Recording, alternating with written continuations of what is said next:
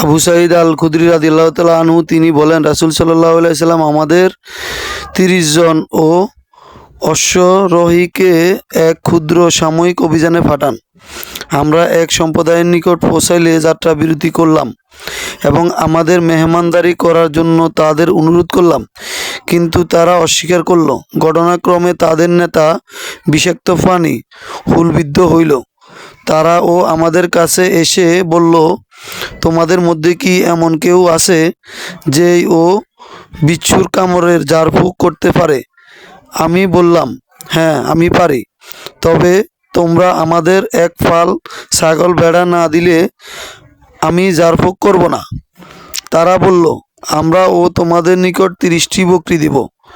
আমরা তা ও গ্রহণ করলাম এবং আমি তার উপর ৭ বার আলহামদুলিল্লাহ সূরাটি অর্থাৎ সূরা ফাতিহা সেই সুস্থ হয়ে উঠল এবং আমরা ছাগলগুলো গ্রহণ করলাম। পরে এই ব্যাপারে আমাদের মনে সন্দেহ সৃষ্টি হইল। আমরা বললাম, রাসূল সাল্লাল্লাহু আলাইহি ওয়াসাল্লামের নিকট আমাদের না পৌঁছানো পর্যন্ত আমরা তাড়াহুড়া করো না। আমরা তার ও নিকট উপস্থিত হওয়ার পর আমি যা করেছি তা তাকে অবহিত করলাম।